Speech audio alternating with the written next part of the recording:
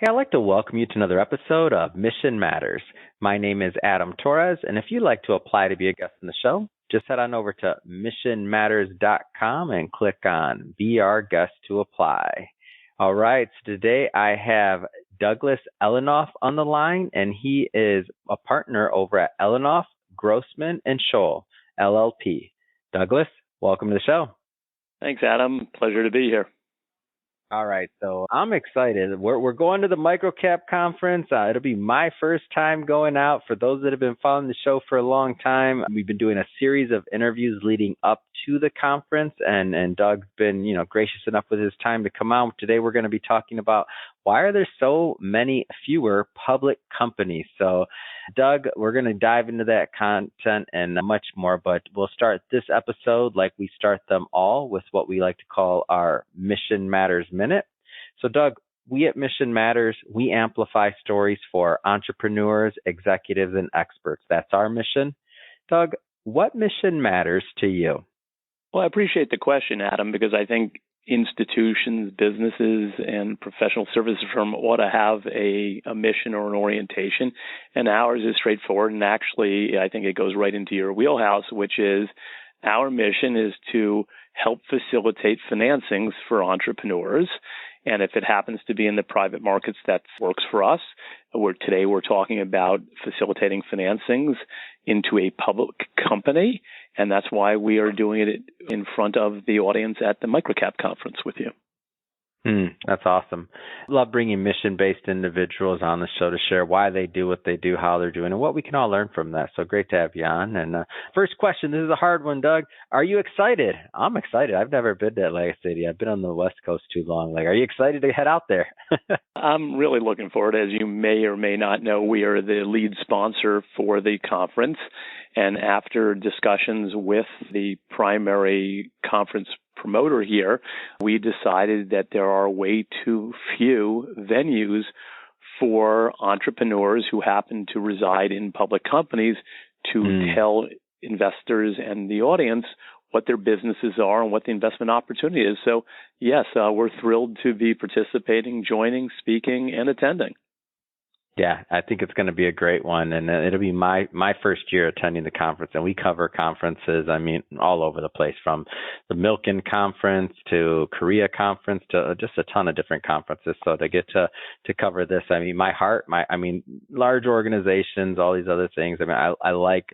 I like covering and bringing different stories to our audience, but my dad was a small business owner growing up, and so the micro cap or the small cap or even the small business space, to me, that just always has that special place in my heart where I'm like, man, I love to see people do well, and also I see the innovation that comes out of this space and just the ideas and everything else, and it's it's exciting to me. It's exhilarating.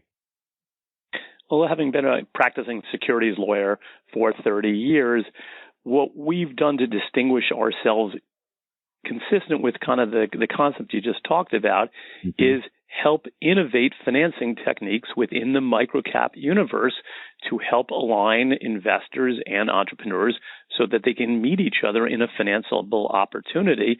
And whether or not that it's in a microcap public company arena, we also have helped innovate novel financing techniques, and you may have heard of some of them, called SPACs or PIPEs or registered directs or ATMs. Those are all things that our firm has taken a leadership position in order to help entrepreneurs raise money. So speaking high level, and my audience already knows, if you want, at the end of this, you have the opportunity, if you want to continue the conversation with Doug and his team, of course, we'll leave some contact info at the end. But, speaking high level, what if we're thinking, let's just dive right into the conversation, because you do work on both sides, the private and the publicly traded side, and in terms of helping entrepreneurs go whichever route they choose, pros and cons. Can you help kind of demystify some of this conversation for some of the executives that are out there listening to this, or the entrepreneurs, going public versus not? Certainly. If you are an entrepreneur and you've started a business, excuse me, and you have the type of investment opportunity that's attractive to the venture capital community or the private equity world. My hat's off to you. You have now put yourself on a track that gets you to the big leagues. And financing should be cheaper. It should be more available to you. But that is for such a slim minority of the potential entrepreneurs that are your audience that I don't dismiss it. I credit them, and I think it's fabulous that whole world it has emerged. While on the other hand, and it's really an inverse of the public market opportunity, which used to be the holy grail of doing IPOs and getting public and raising money there. Over the last 30 years, the number of public companies in the U.S. markets has been halved. And that's because the private markets, to avoid the complexity of U.S. regulations and the cost of capital and the attention diversion that it takes to manage a public company, it's in many ways easier and better for many to go the venture capital private equity route. But for those who don't have the luxury of making it to the big leagues, and how few people make it to the major leagues or the NBA or the NHL, I'm a hockey guy, versus the rest of the field. It doesn't mean you're not a solid citizen or you don't have a solid opportunity or maybe you're even misunderstood or you're too early in your investment thesis. The public markets actually provide an alternative way of raising money once you're public. Well, there's a traditional IPO where you raise money and you enter the public markets with an underwriter. There are other mechanisms called reverse mergers, which we've done for 30 years, where a private company is becoming acquired by a public shell and doing a simultaneous financing. That is an interesting technique that you only see in the microcap world. A cousin to that has become well known and is written a lot about in business publications is the SPAC program, which stands for Special Purpose Acquisition Corporation, which is another way of taking a private company public. Is another way of doing it. They're direct listings. And once you're public, the universe of investors that the entrepreneur now through the public company can access is much broader than in the private world. And so many people choose to go public, notwithstanding the regulations, the potential for litigation, which we'll talk about. They want the access to the capital and the number of investors that sit out there. Deploying capital to those sorts of companies is vast. And so that's why the Microcap Conference, as well as what we do as a mission, is important for the U.S. entrepreneurial ecosystem. I want to stick kind of in the beginning of that conversation just a little bit longer before we move on. So let's just kind of build that scenario out a little bit, just a little bit more. So I'm listening to this podcast and I'm thinking about different things. Maybe I've only heard the other route, which is to, go start, down talking to VCs or private equity or just trying to figure it out and trying to go that route. And now you're listening to this podcast and you're like, I haven't really considered going public, like strongly. Like that's not something that's because I agree with you, by the way. And I didn't know that number was that dramatic, by the way, that it's halved. But I can just think about I grew up in finance. I mean, I started at my first financial company when I was 16, right? I was in the business almost 14 years. And when I was growing up, so just for context, that's all I remember. Like in those days was people, that was the dream to start your company, make it big, get investors, IPO, like that was the dream. And now I'd say at least the last 10 years, at least in my circles, I rarely hear somebody kind of even having that conversation, not very often. And I don't know the reasoning. I'm not claiming I do. Everybody's a little different. But if somebody is kind of newer to the idea, what are some of I don't want to assume anything. What are some of the benefits of them maybe, looking under that rock a little bit longer on whether or not going publicly traded makes sense for them? So we're not talking about startups for the most part. Startups are more properly profiled for the venture capital or seed investing community. We're talking about companies that are more mature, that have in many ways already established their business models, but they are, and they're not social media phenomena. You've never heard of many of them. But they're nice businesses with real revenue, earnings probably in most cases. They're just not going to be the next use whatever bad example you want. Plug and play there. The audience knows enough of them. I agree. Exactly. These are companies that could double, triple if they had the right amount of capital.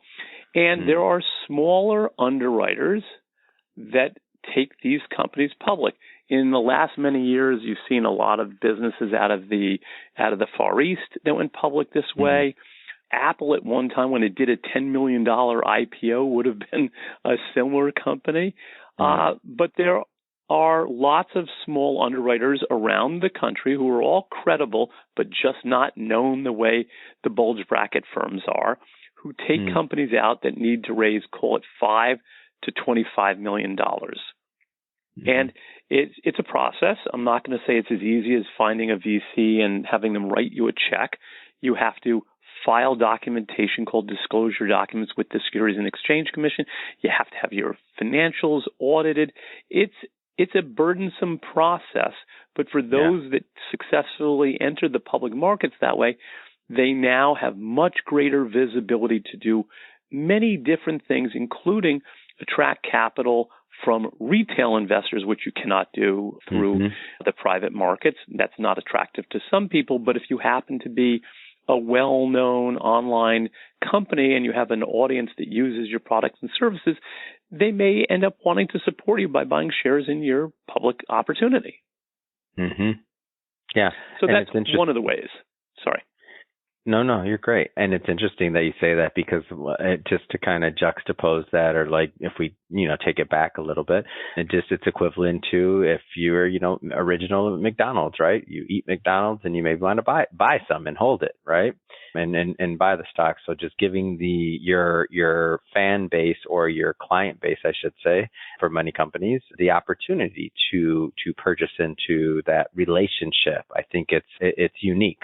And it's not something that I think everybody always considers. And you mentioned something in terms of like, once you go that route, obviously there's more compliance, more things, and I'm using that word compliance, but you explained it slightly differently. But is some of this stuff overstated? And I don't even know if I'm using the right word in answering that, but is some of that overstated, or is it more like when you have all of those procedures, everything that goes in line, and you finally are over that hurdle? Like give me a view from your point of view. Like, is some of that overstated? I hope I'm asking that right. No, you're asking the right question. But so let's distinguish between the routine aspects of that, such as assembling an IPO registration statement or the equivalent document. That's a document that is the biography of that company, the opportunity, the people involved, the historic numbers, the operations, and the risks associated with that transaction.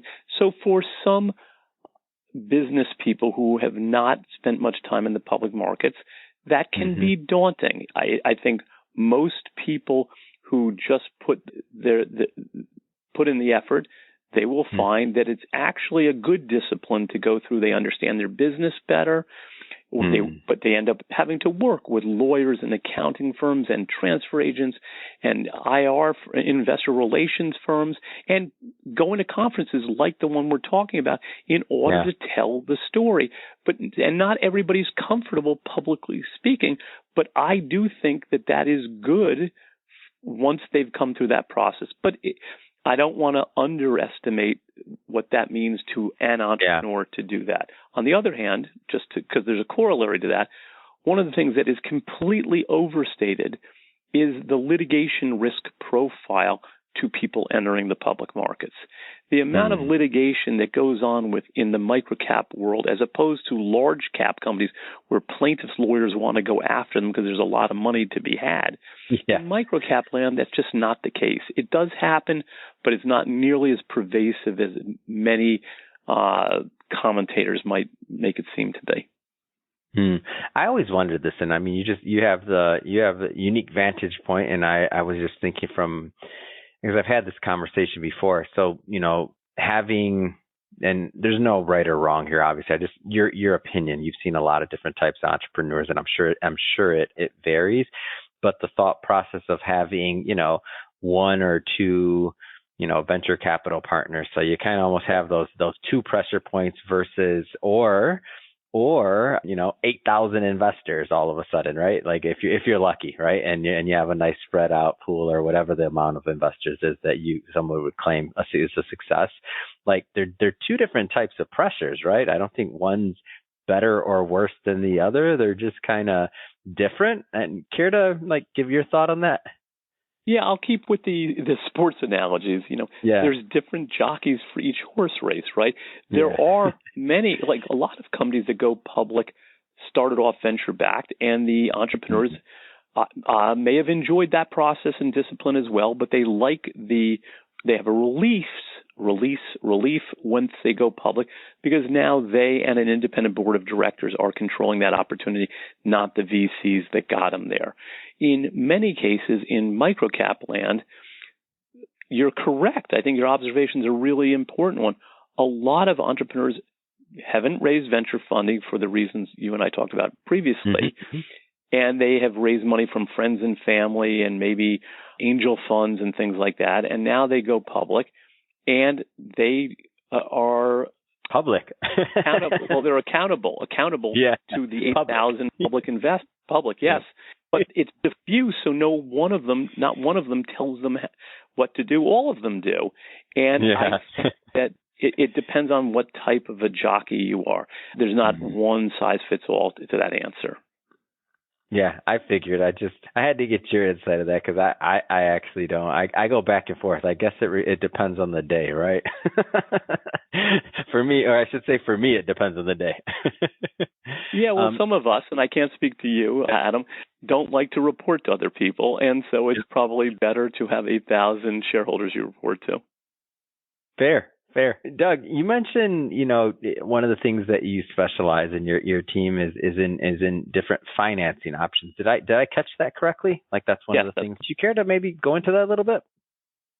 Yes. Well, in addition to representing 100 public companies, that's the current number, give or take, that we represent.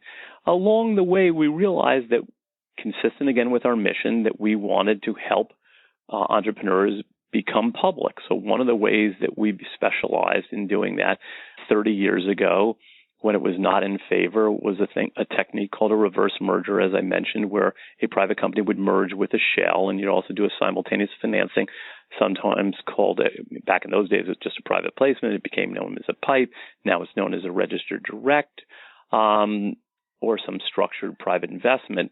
And through that experience, which we did for many years and helped create some of our own current clients, we came across another program called a PIPE, as I mentioned, which stands for a private investment in public equities.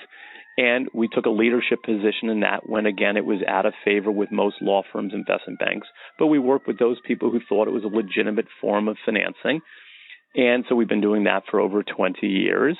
So we work with lots of banks and investors supplying the capital to the public markets.